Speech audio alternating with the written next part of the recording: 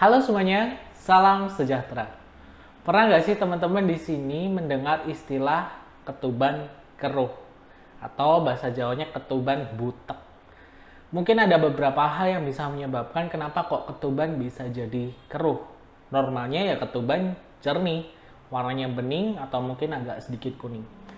Apakah ini bahaya dan kenapa kok bisa ketuban itu jadi keruh? Seperti apa penjelasannya? Simak terus ya.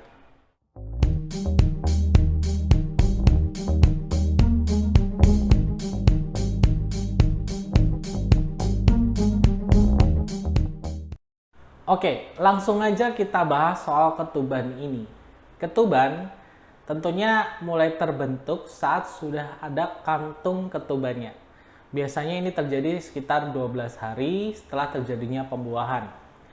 Di awal-awal ketuban ini akan diproduksi oleh cairan yang ibu produksi. Ketika janin sudah semakin besar, fungsi pembuangan seperti ginjal sudah berfungsi, ketuban akan didominasi dari produksi urin si bayinya. Tentunya banyak faktor yang terkandung dalam hal ini bagaimana ketuban ini bisa terproduksi. Ada yang bilang kurang, ada yang ketubannya kelebihan. Kita tidak bahas itu. Khusus pada video kali ini, kita akan bahas kenapa kok ketuban ini bisa jadi keruh ya. Mungkin pada saat pemeriksaan dokter periksa, loh Bu, ketubannya keruh nih.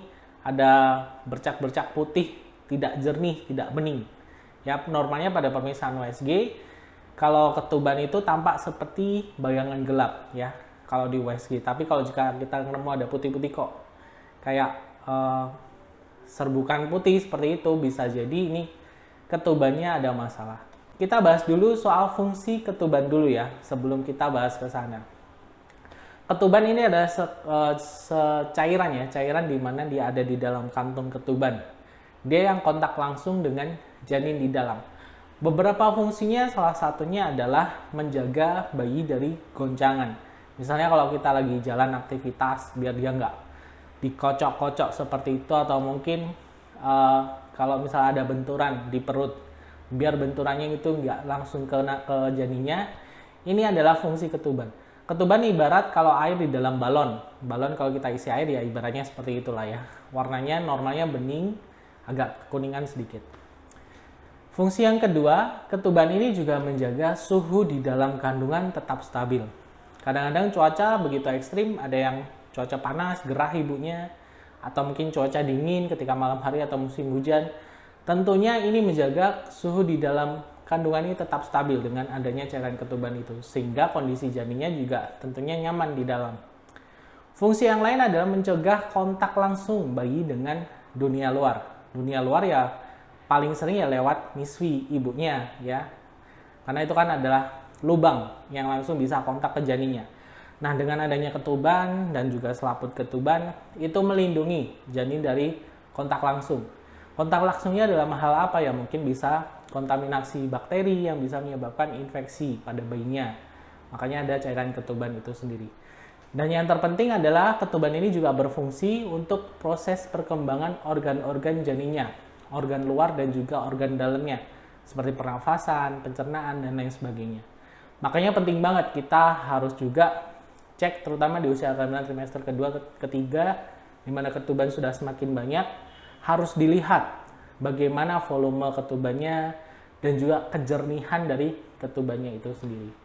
Seperti tadi disinggung bahwa ketuban normalnya ada bening sedikit kekuningan. Ibaratnya mungkin seperti urin ya, warna kencing kita.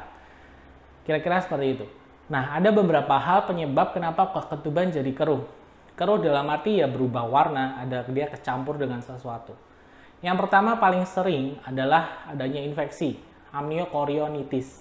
Jadi infeksi yang menyebabkan ketuban ini terkontaminasi dengan paling sering adalah bakteri. Bakteri dari mana?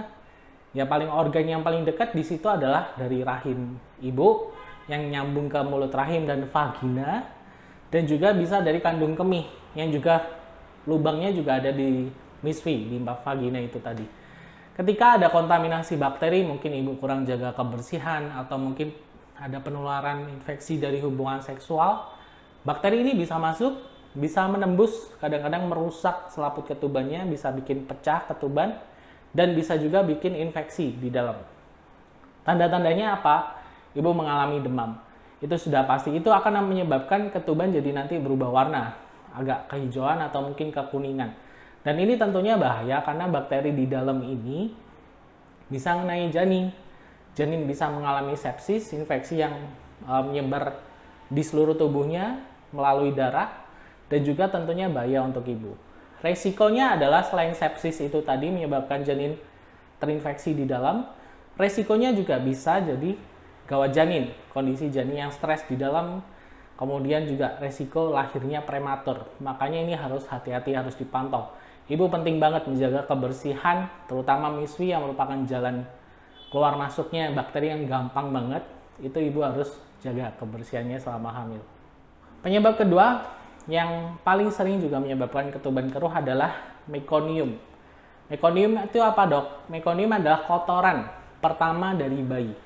Normalnya bayi tidak BAB di dalam rahim, ya, di dalam kandungan kita. Normalnya ya belum BAB setelah dia lahir.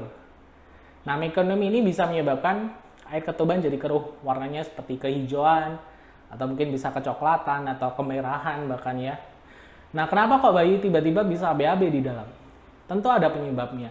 Penyebabnya yang paling sering adalah stres janin, di mana janin tidak mendapatkan pasokan oksigen yang cukup dari ibunya. Lah, kok bisa begitu? Penyebabnya banyak, dari faktor ibu, faktor bayi, faktor kehamilannya banyak sekali. Misalkan ibu yang mengalami kondisi penyakit tertentu, preeklamsia atau bahkan eklamsia, menyebabkan suplai oksigen ke janin bermasalah, atau mungkin dari ari-arinya ada pengapuran plasenta, atau mungkin bayinya kelilit tali pusat, macam-macam.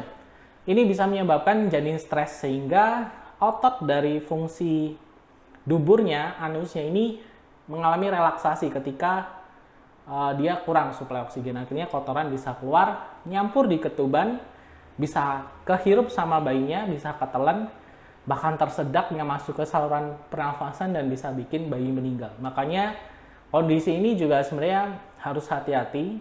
Gimana mencegahnya? Satu-satunya cara adalah rutin kontrol ke dokter kandungan supaya bisa dicek kondisi ibu dan kondisi janin pada waktu itu. Dan ingat ya, kalau misalkan ibu sudah hamil besar, sebaiknya tidurnya miring kiri atau miring kanan. Kenapa? Ini membantu suplai darah ke ibu ke janin tetap lancar. Kalau ibu tidur terlentang dengan rahim yang sudah besar, bayi sudah besar, takutnya ketekan pembuluh darahnya sehingga suplai darah yang membawa oksigen dan nutrisi ke janin ini bisa terhambat, yang menyebabkan janin stres dan akhirnya keluar mekonium itu tadi.